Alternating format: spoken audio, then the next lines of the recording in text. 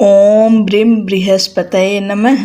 आज हम सब बृहस्पतिवार व्रत कथा का श्रवण करेंगे। कथा के अनुसार प्राचीन काल की बात है। किसी राज्य में एक बड़ा प्रतापी और दानी राजा राज करता था।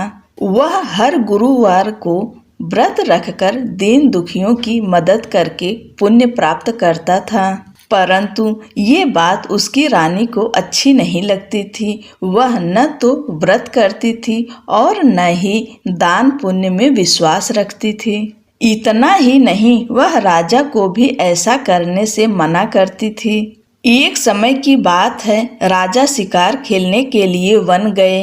घर पर रानी और दासी थी। उसी समय गुरु बृहस्पति देव साधु का रूप धारण कर राजा के दरवाजे पर भिक्षा मांगने आए। साधु ने जब रानी से भिक्षा मांगी तो वह कहने लगी, हे साधु महाराज, मैं इस दान पुण्य से तंग आ गई हूँ। आप कोई ऐसा उपाय बताएं जिससे कि सारा धन नष्ट हो जाए और मैं आराम से रह सकूं। इतना सुनकर बृहस्पति देव ने कहा, हे देवी, तुम बड़ी विचित्र हो। संतान और धन से कोई दुखी होता है क्या? अगर अधिक धन है तो इसे शुभ कार्यों में लगाओ। कुंवारी कन्याओं का विवाह कराओ। विद्यालय और बाग बगीचे का निर्माण कराओ, जिससे तुम्हारे दोनों लोग सुधरें। परंतु साधु की इन बातों से रानी को खुशी नहीं हुई। उसने कहा कि मुझे ऐसे धन की आवश्यकता नहीं है जिसे मैं दान दूं और जिसे संभालने में मेरा सारा समय नष्ट हो जाए। तब साधु ने कहा, अगर तुम्हारी ऐसी इच्छा है तो मैं जैसा तुम्हें बताता हूँ तुम वैसा ही करना। गुरुवार के दिन तुम घर को गोबर से लीपना, अपने बालों को पीली मिट्टी से धोना, राजा से हजामत बनाने को कहना, भोजन में मांस मदिरा का प्रयोग करना, कपड़े धोबी के यहाँ धुलने देना। इस प्रकार 7 बृहस्पतिवार करने से तुम्हारा समस्त धन नष्ट हो जाएगा। इतना कहकर साधु के रूप में बृहस्पति देव अंतर्ध्यान हो गए। साधु के अनुसार कई बातों को पूरा करते हुए रानी को केवल 3 बृहस्पतिवार ही बीते थे कि उसकी समस्त धन संपत्ति नष्ट हो गई। भोजन के लिए राजा का परिवार तरसने लगा। एक दिन राजा ने रानी से बोला कि हे रानी, तुम यहीं रहो, मैं दूसरे देश को जाता हूँ, क्योंकि यहाँ पर सभी लोग मुझे जानते हैं, इसलिए मैं छोटा कार्य नहीं कर सकता। ऐसा कहकर राजा दूसरे देश चला गया। वहाँ वह जंगल से लकड़ी काट कर लाता और शहर में बेचता। इस तरह वह अपना जीवन व्यतीत करने लगा। इधर राजा के परदेश जाते ही रानी और दासी दुखी रहने लगीं।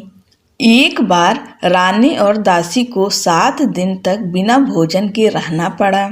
तो रानी ने अपनी दासी से कहा, हे दासी, पास ही के नगर में मेरी बहन रहती है। वह बड़ी धनवान है। तू उसके पास जा और कुछ ले आ, ताकि थोड़ी बहुत गुजर बसर हो जाए। दासी रानी की बहन के पास गई। उस दिन गुरुवार था और रानी की बहन उस समय बृहस्पतिवार व्रत की कथा सुन रही थी। दासी ने रानी की बहन को अपनी रानी का संदेश दिया, लेकिन रानी की बड़ी बहन ने कोई उत्तर नहीं दिया। जब दासी को रानी की बहन से कोई उत्तर नहीं मिला तो वह बहुत दुखी हुई और उसे क्रोध भी आया। दासी ने वापस आकर रानी को सारी बात बता दी। ये सुनकर रानी ने अपने भाग्य को कोसा। उधर रानी की बहन ने सोचा कि मेरी बहन की दासी आई थी, परंतु मैं उससे नहीं बोली, इससे वह बहुत दुखी हुई होगी। कथा सुनकर और पूजा समाप्त करके वह अपनी बहन के घर आई और कहने लगी, हे बहन, मैं बृहस्पतिवार का व्रत कर रही थी। तुम्हारी दासी मेरे घर आई थी, परंतु जब तक कथा होती है तब तक न उठते हैं और ना ही बोलते हैं, इसलिए मैं नहीं बोली। बताओ दासी क्यों आई थी? रानी बोली, बहन, तुमसे क्या छिपाऊं, हमारे घर में खाने तक को अनाज नहीं है। ऐसा कहते कहते रानी की आंखें भर आई। उसने दासी समेत पिछले 7 दिनों से भूखे रहने की पूरी बात अपनी बहन को बता दी। रानी की बहन बोली, देखो बहन, भगवान बृहस्पति देव सबकी मनोकामनाओं को पूर्ण करते हैं। देखो, शायद तुम्हारे घर में अनाज रखा हो। पहले तो रानी को विश्वास नहीं हुआ, पर बहन के आग्रह करने पर उसने दासी को अंदर भेजा तो उसे सचमुच अनाज से भरा एक घड़ा मिल गया। ये देखकर दासी को बड़ी हैरानी हुई। दासी रानी से कहने लगी, हे रानी, जब हमको भोजन नहीं मिलता तो हम व्रत ही करते हैं, इसलिए क्यों न इनसे व्रत और कथा की विधि पूछ ली जाए ताकि हम भी व्रत कर सकें। तब रानी ने अपनी बहन से बृहस्पतिवार व्रत के बारे में पूछा। उसकी बहन ने बताया, बृहस्पतिवार के व्रत में चने की दाल और मुनक्का केले की जड़ में अर्पित करें तथा दीपक जलाएं, व्रत कथा सुने और पीला भोजन ही करें। इससे बृहस्पति देव और भगवान विष्णु प्रसन्न होते हैं। व्रत और पूजा की विधि बताकर रानी की बहन अपने घर लौट गई। 7 दिन बाद जब गुरुवार आया तो रानी और दासी ने व्रत रखा। वह घुड़साल में जाकर चना और गुड़ लेकर आई। फिर उससे केले की जड़ तथा विष्णु भगवान की पूजा की। अब पीला भोजन की चिंता को लेकर दोनों बहुत दुखी हुई। चूँकि उन्होंने व्रत रखा था, इसलिए बृहस्पति देव उनसे प्रसन्न थे। वह एक साधारण व्यक्ति का रूप धारण कर 2 थालों में पीला भोजन दासी को दे गए। भोजन को पाकर दासी प्रसन्न हुई और फिर रानी के साथ मिलकर भोजन ग्रहण किया। उसके बाद वे सभी गुरुवार को व्रत और पूजन करने लगीं। बृहस्पति भगवान की कृपा से उनके पास फिर से धन संपत्ति आ गई, परंतु रानी फिर से पहले की तरह आलस्य करने लगी। तब दासी बोली, देखो रानी, तुम पहले भी इस प्रकार आलस्य करती थी। तुम्हें धन रखने में कष्ट होता था, इस कारण सभी धन नष्ट हो गया, और अब जब भगवान बृहस्पति की कृपा से धन मिला है तो तुम्हें फिर से आलस्य होता है। रानी को समझाते हुए दासी कहती है कि बड़ी मुसीबतों के बाद हमने यह धन पाया है, इसलिए हमें दान पुण्य करना चाहिए, भूखे मनुष्यों को भोजन कराना चाहिए और धन को शुभ कार्यों में खर्च करना चाहिए, जिससे तुम्हारे कुल का यश बढ़ेगा, स्वर्ग की प्राप्ति होगी और पितृ प्रसन्न होंगे। दासी की बात मानकर रानी अपना धन शुभ कार्यों में खर्च करने लगी, जिससे पूरे नगर में उसका यश फैलने लगा। उधर एक दिन राजा दुखी होकर जंगल में एक पेड़ के नीचे आसन जमाकर बैठ गया। वह अपनी दशा को याद करके व्याकुल होने लगा। बृहस्पतिवार का दिन था। एकाएक उसने देखा कि निर्जन वन में एक साधु प्रकट हुए। वह साधु वेश में स्वयं बृहस्पति देवता थे। लकड़हारे के सामने आकर बोले, हे लकड़हारे, इस सुनसान जंगल में तू इतना चिंता मग्न क्यों बैठा है? लकड़हारे ने दोनों हाथ जोड़कर प्रणाम किया और उत्तर दिया, हे महात्मा जी, आप सब कुछ जानते हो, मैं क्या कहूँ। यह कहकर रोने लगा और साधु को अपनी आत्मकथा सुनाई। महात्मा जी ने कहा, तुम्हारी स्त्री ने बृहस्पति के दिन बृहस्पति भगवान का निरादर किया है, जिसके कारण रुष्ट होकर उन्होंने तुम्हारी यह दशा कर दी है। अब तुम चिंता को दूर करके मेरे कहने पर चलो तो तुम्हारे सब कष्ट दूर हो जाएंगे और भगवान पहले से भी अधिक संपत्ति देंगे। तुम बृहस्पति के दिन कथा किया करो। 2 पैसे के चने मुनक्का लाकर उसका प्रसाद बनाओ और शुद्ध जल से लोटे में शक्कर मिलाकर अमृत तैयार करो।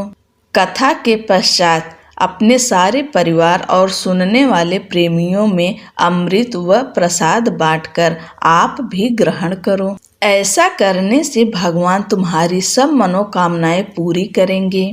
साधु के ऐसे वचन सुनकर लकड़हारा बोला, हे प्रभु, मुझे लकड़ी बेचकर इतना पैसा नहीं मिलता जिससे भोजन के उपरांत कुछ बचा सकूं।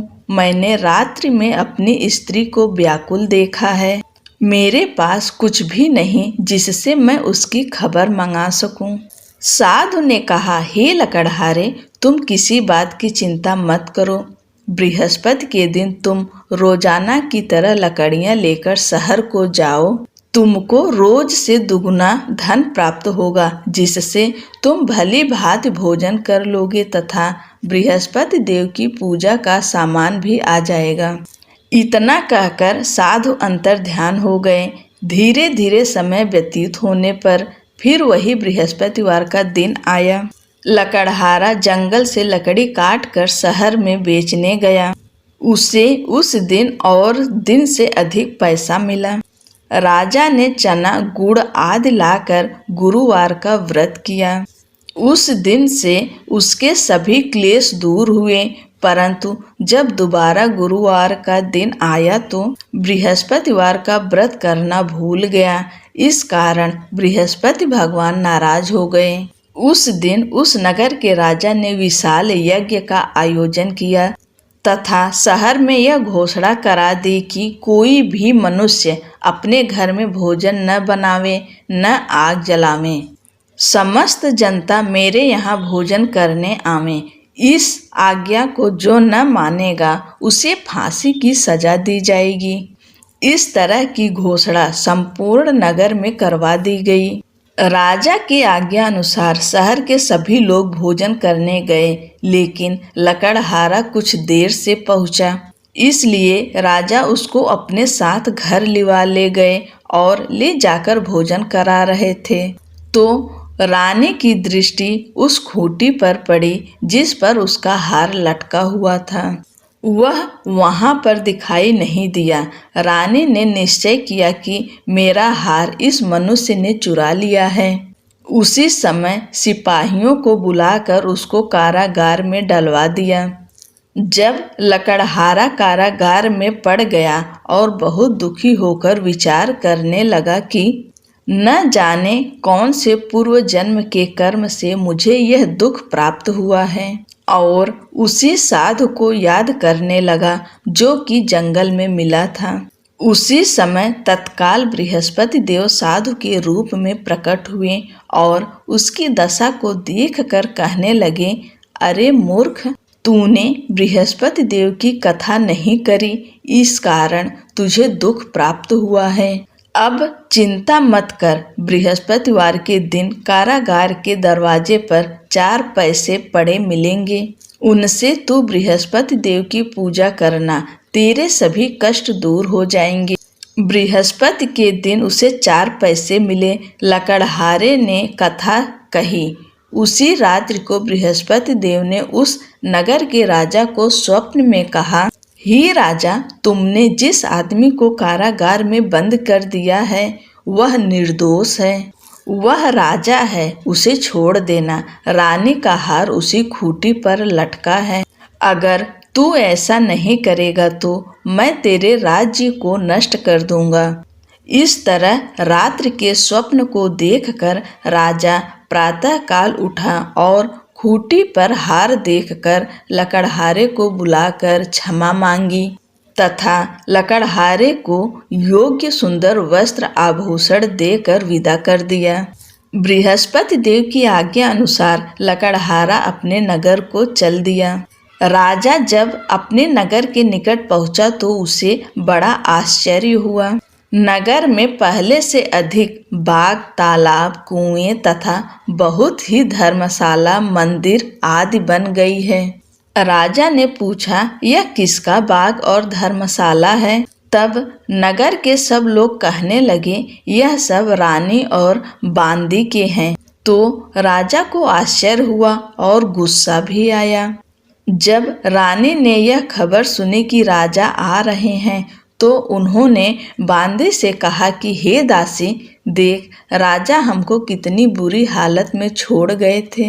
हमारी ऐसी हालत देखकर वह लौट न जाएं, इसलिए तू दरवाजे पर खड़ी हो जा। आज्ञा अनुसार दासी दरवाजे पर खड़ी हो गई।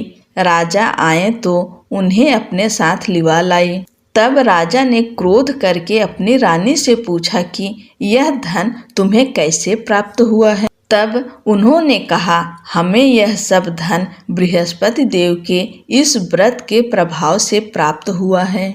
राजा ने निश्चय किया कि 7 रोज बाद तो सभी बृहस्पति का पूजन करते हैं, परंतु मैं प्रतिदिन दिन में 3 बार कहानी तथा रोज व्रत किया करूँगा। अब हर समय राजा के दुपट्टे में चने की दाल बंधी रहती तथा दिन में 3 बार कहानी कहता।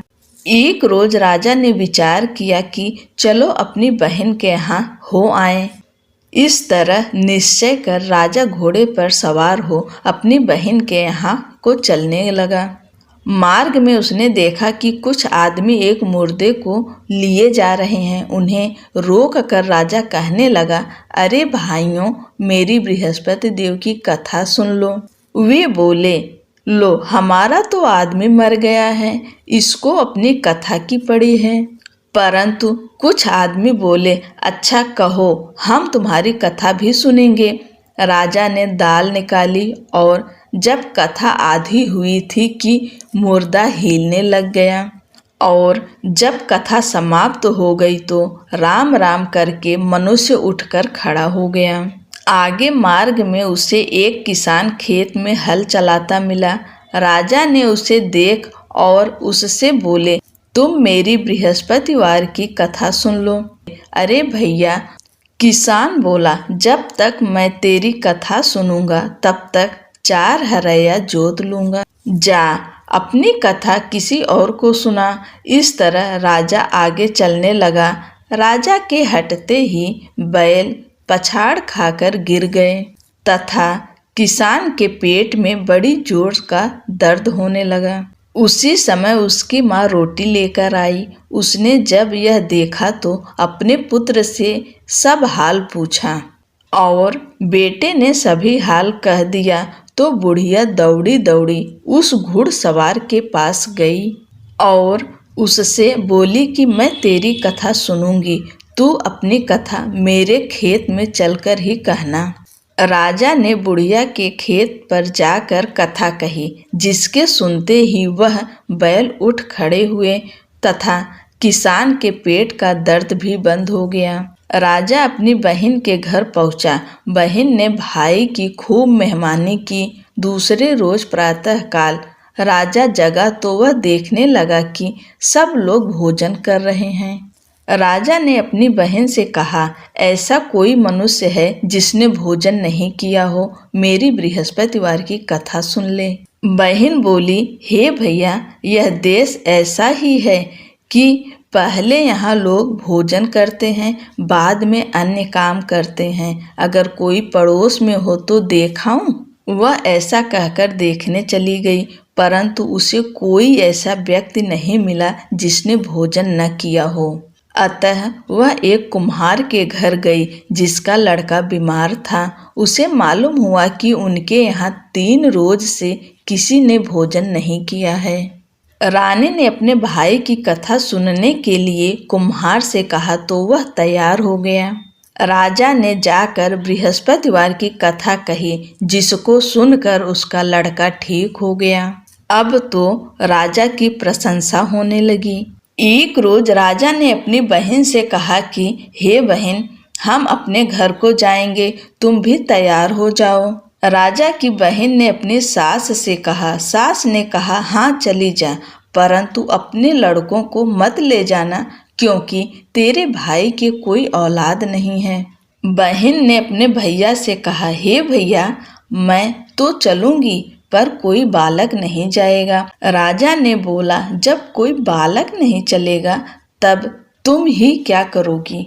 बड़े दुखी मन से राजा अपने नगर को लौट आया।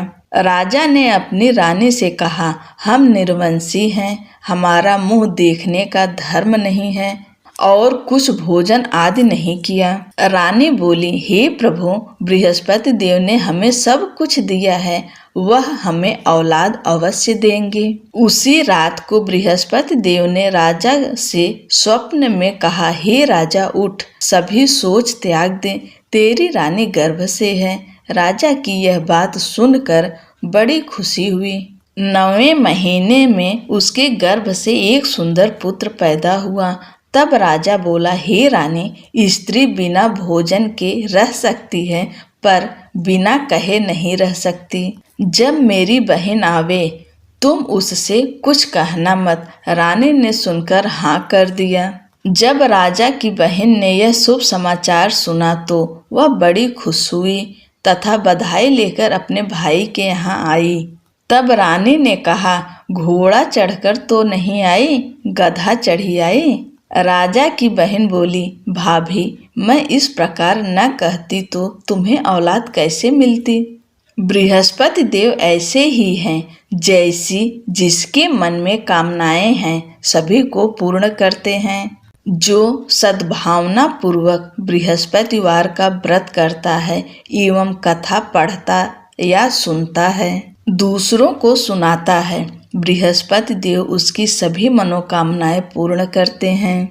भगवान बृहस्पति देव उसकी सदैव रक्षा करते हैं। संसार में जो मनुष्य सद्भावना से भगवान जी का पूजन व्रत सच्चे हृदय से करते हैं तो उनकी सभी मनोकामनाएं पूर्ण करते हैं। जैसी सच्ची भावना से रानी और राजा ने उनकी कथा का गुणगान किया तो उनकी सभी इच्छाएं बृहस्पति देव जी ने पूर्ण की थी। इसलिए पूर्ण कथा सुनने के बाद प्रसाद लेकर जाना चाहिए। हृदय से उसका मनन करते हुए जयकारा बोलना चाहिए। बोलो बृहस्पति देव भगवान की जय।